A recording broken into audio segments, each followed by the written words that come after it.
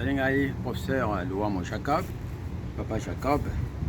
Ngapena sala bilanga. Bien que Mboko ya baba, Mboka ya Canada, je veux pas dire Mboka ya baba ya. Ngapena fandi yao. Na Canada, maintenant la kisakaka na ndenge ya agriculture. Na culture ya ba patate, auto bengi pomme de terre. Ina la kisandenge ya ko multiplier ba pomme de terre. Tangu zimbu maoloni yango. Banda awa ndenge zalaka peut-être 3 heures ndenge zalaka tangu toloni tangu loni pomme de terre ebandi kobima alo ye awa sikoyo alingi na multiplier yango oyo elonamaki mibale ekangami ce qu'il ne fallait pas faire mais elonamaki lolenge wana mais ndenge ebandi kobima oyo eza pomme de terre sikoyo tindi ko multiplier yango kopesa yango vie ko multiplier yango ebima mibale to misato much closer sikoyo na koya awawa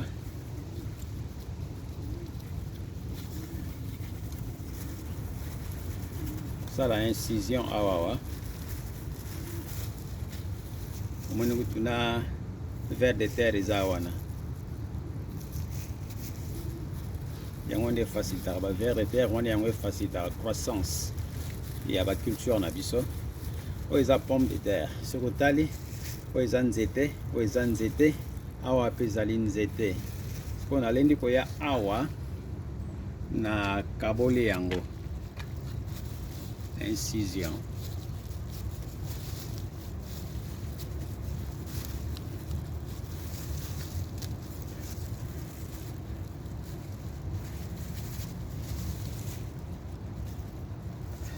c'est vraiment facile moi na kaboli yango ekomi mibale bomoi mibale kabwani yao oyo na kolona yango pe esika na yango moko o pe na kolona yango na esika ya yango moko ça ni posona ngaya bato mona likolo ndenge kosalama oyo kolonama oyo pe kolonama na ndenge na yango misusu eza awawa mwisika na dotia yango nyonso awa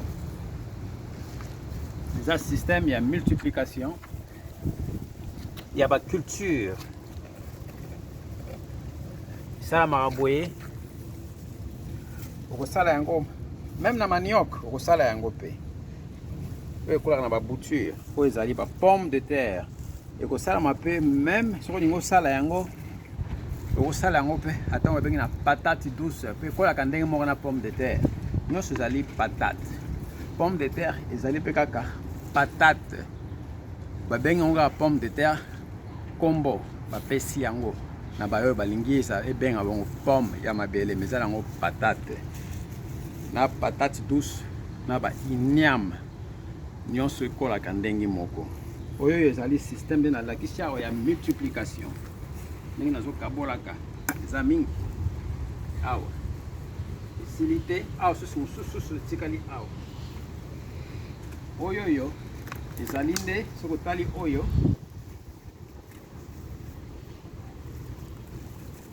soki otali awa ezali na ebimisi mutu mosusu babengaka yango motema na yango nga bengi mutu ebandi obima soki na ye awa na boye na ye na kati awa oyo eza mutu ekobota na ye na sali boye na kati awa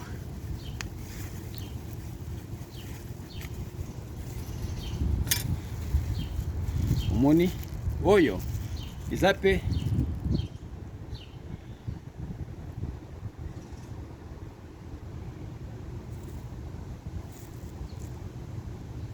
oyo mpe eza na baracine na yango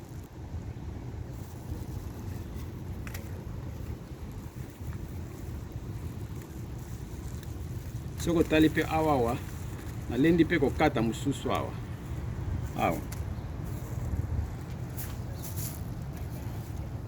awa mpe nalendi kokata oyo mpe kobima mosusu awa ce qui a conseillé eza nini ezalaka kozela ntango ebandi kobimisa ba matiti ba feuille na yango awa moni siko oyo na otika yango kaka boye na kozwa siko yo banzete mibale na kozwa ba culture mibale awa ya awa oyo yo na oyo longwe wana yo kopesa yo ba pomme de terre ya kitoko talaka ndenge ezali na oyo na otiko kabola oyo yo pe ekokola na yango oyo ekokola ekomi banzete mibale oyo soki ekobimisa 15 wana pe ekobimisa 15 elaki soki nazwa 13 soki ebimisi 10 wana pe ekobimisa 10 ou bien 13 nyonso wana eza bapatate okozwa oyo kotala nyonso na kaboli ndenge ebimisi ebele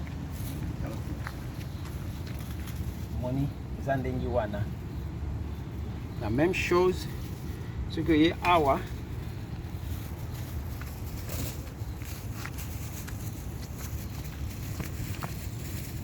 esika yango nazosala yango awa esika na ngai expérimentation awa la même chose oyo mpe eza nzete moko soki nafungoli eyaki kaka pomme moko ezalaki donc patate pomme de terre moko soki otali awa soki naye nafungoli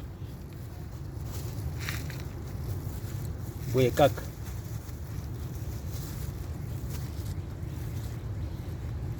eza boye moni ba ver de terre oyo eza très important oyo ba ver de terre très important na ba culture na biso na longoli yango te na tiki yango wana yango nde eza kosunga mpona biloko oyo ebota malamu.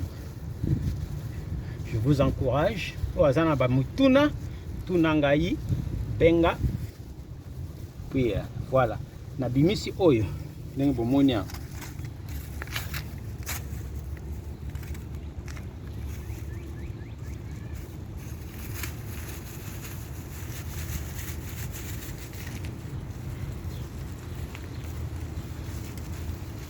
kotala ndenge na kosala awa ndenge na kosala opération oyo incision mpona kobimisa komultiplier ebima mingi nalongoli zelo awa mabele oyo po elakisa ngai ndenge nini nakokata yango fotala omona yo moko osali ya yo makani osali calcul na mutu na yo nakokata oyo ndenge nini. C'est très facile. C'est un système de multiplication de cultures. Par exemple, si vous voulez multiplier, nous prenons l'exemple d'une pomme de terre que vous voulez germer, et avec ça, vous voulez germer une culture telle qu'une culture de pommes de terre. Vous prenez une pomme, voilà, qui commence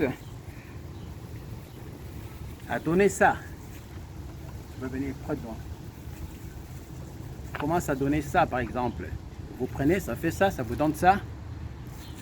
Et puis là, vous venez, et puis vous plantez. Et après un mois ou 3 semaines, ça vous donne ça. Et après cela, ça vous donne plusieurs têtes. Voilà ici. Et maintenant, je voudrais encore multiplier de plus. Je viens pour avoir plusieurs cultures. Donc je viens, je vais faire l'incision ici. Je viens, et puis je vais opérer ici. Ok? C'est simple à faire, n'ayez pas peur, c'est vraiment simple. Un système de multiplication. Voilà.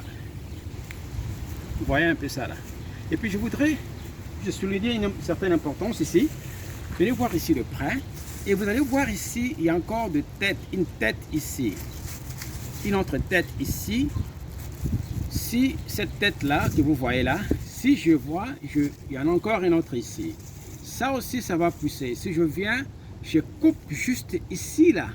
Et je vais planter ça. Ça va aussi pousser. Ça va vous donner plus tard, 2 mois et demi, 3 mois plus tard, vous aurez 10 pommes de terre. La même chose ici. Vous voyez un peu? Voilà ce que je disais. Donc vous coupez juste ici et là-bas, on coupe. Juste ce morceau-là, on peut couper.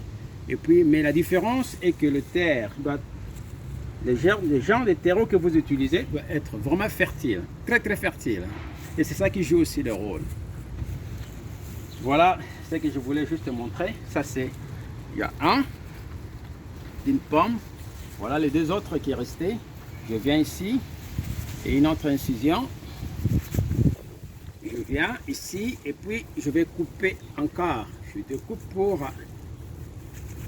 la multiplication. Et voilà enfin. Voilà, il y a ça. Ça vous donne ça. Ça, on va planter. Parce qu'il y a des racines déjà.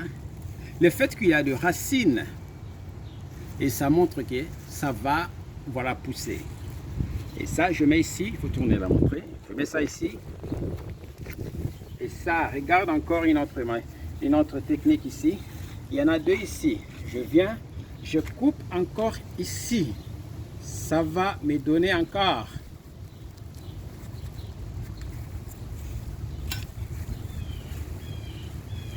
Dada, regarde-moi. Ça aussi, une technique de multiplication de patates ou encore de pommes de terre. Moi, je pense que bien l'étranger, mais le pomme de terre, c'est le pomme de terre, quel que soit le cultivar, donc le variété. La même technique qui peut être utilisée partout en RDC, là où on dit ça ne pousse pas ici, ça ne pousse pas là-bas, non, c'est la faiblesse, c'est la fainéance. Moi, je vous dis, ça peut pousser. Et voilà.